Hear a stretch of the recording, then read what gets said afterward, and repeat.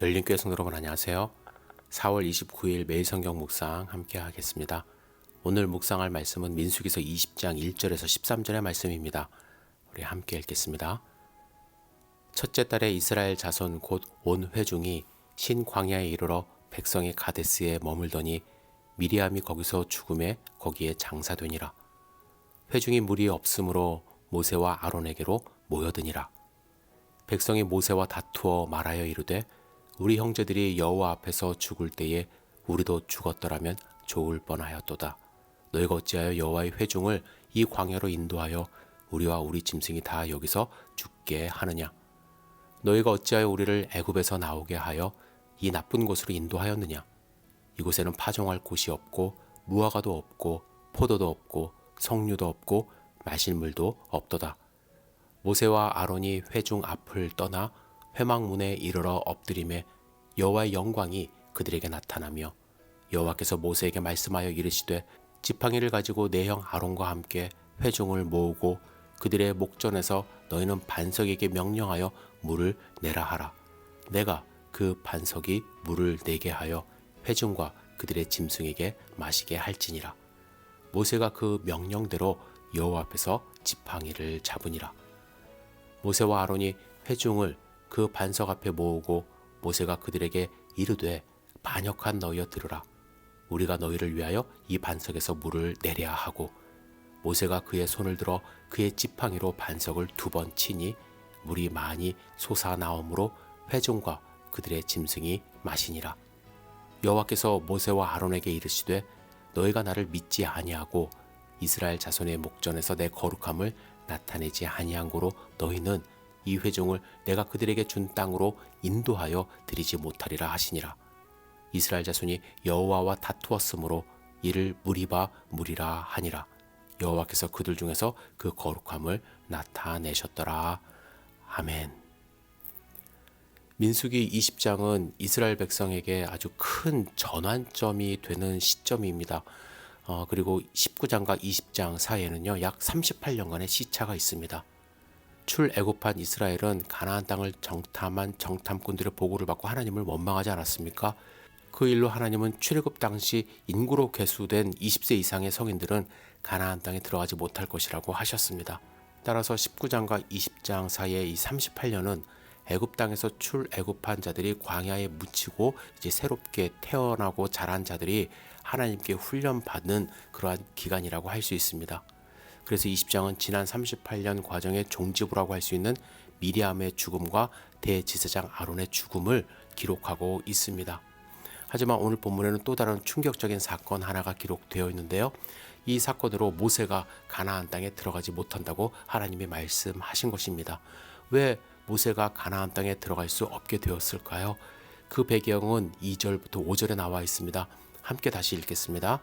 회중이 물이 없으므로 모세와 아론에게로 모여드니라.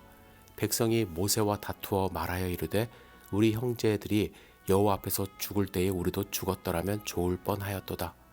너희가 어찌하여 여호와의 회중을 이 광야로 인도하여 우리와 우리 짐승이 다 여기서 죽게 하느냐?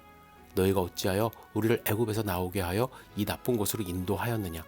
이곳에는 파종할 곳이 없고 무화과도 없고 포도도 없고 석류도 없고 마실 물도 없도다. 여러분, 이 말이 마치 출애굽했을 때 그 당시에 있었던 사람들의 말과 너무나도 똑같지 않습니까? 그들이 가데스라는 곳으로 옮겼을 때 똑같은 상황, 물이 없는 상황에 직면하자 과거에 했던 자기 조상들 1세대가 했던 그 비판, 비난의 말을 똑같이 지금 하고 있는 거예요. 사실 이스라엘 백성 지난 38년간 돌아보면 광야에서 생활했는데요. 그 삶 자체가 상당히 기적적이라고 할 수가 있습니다. 그들의 삶은 풍족하지 못했죠. 당연히 먹을 것이 없습니다. 만나를 하나님이 주시긴 했지만 메추라기와 이리저리 이걸 요리를 해 먹어도 똑같은 음식 매일 먹는다는 것 정말 쉬운 일 아니죠. 여러 가지 신선한 야채 원할 수 있습니다. 옷은 어떨까요? 그들에게 새 옷이 있었을까요? 재료가 없기 때문에 옷을 만들어 입을 수도 없었겠죠. 여호수아서에 보면요, 아간이라는 사람이 하나님의 명령을 어기고 여리고 성에서 물건을 훔쳐 자기 장막으로 돌아온 기록이 있습니다. 그가 훔친 목록이 기록되어 있는데 가장 먼저 뭐가 나오냐면요. 시날산의 아름다운 외투 한 벌이 기록되어 있습니다. 옷이 얼마나 갖고 싶었으면 은 20세겔, 근 50세겔과 외투 한 벌을 훔쳐다가 숨긴 거예요. 상상해보면 40년간의 그들의 삶은 매일 극기의 연속이었습니다. 하지만 믿는 자로서 그들에게 기대되는 모습도 있지 않습니까? 성경에 그들이 굶어 죽었다는 말씀은 없습니다. 목말라 죽었다는 말씀도 없어요. 자연재해로 피해봤다는 말씀도 없습니다. 하나님은 한 세대가 다 지나고 새로운 세대가 성장할 때까지 그들을 지키시고 먹이시고 훈련시키셨습니다. 하지만 새로 이제 출발하려고 하는 새로운 세대의 모습을 보십시오. 지난주에 우리가 함께 나눴던 그 구시대의 모습과 무엇이 달라졌나요?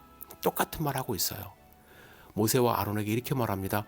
너희가 어찌하여 여호와의 회중을 이 광야로 인도하여.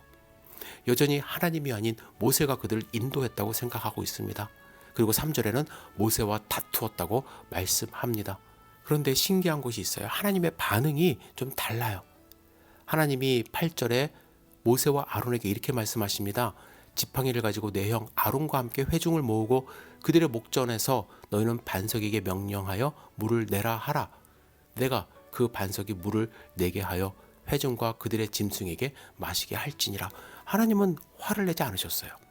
모세와 아론에게 반석에게 명령하여 물을 내라고 하십니다. 아마 하나님도요, 그들이 지난 40년간 고생했던 것 인정하시는 것 같아요. 물이 없어 지금 옮겨온 장소에서 고생하시는 그들의 모습이 안쓰러우셨는지 그들을 벌하지 않고 물을 내주라고 하셨습니다. 그런데 문제는 모세예요. 다투며 대드는 백성을 받아들일 수가 없었던 거예요. 10절에 보면 모세가 그들에게 이렇게 말합니다. 반역한 너희여 들으라. 우리가 너희를 위하여 이 반석에서 물을 내랴 하고 그의 지팡이로 반석을 2번 칩니다. 짜증과 화를 내면서 반석을 친 것이죠. 물론 결과적으로는 물이 나와서 회중과 짐승들이 물을 마셨습니다. 그런데 하나님이 이러한 모세의 모습을 보시고 화가 나신 거예요. 왜 하나님이 화를 내셨을까요? 사실 인간적으로 볼 때 모세의 행동, 저는 조금 이해가 가는 부분도 있어요. 백성들이 다퉜다고 말씀하시지 않습니까? 여기서 다퉜다는 것은 그냥 불평, 불만을 토로한 것이 아니라 법적으로 고소장을 제출할 정도로 심각하게 싸움을 일으켰다는 말씀입니다.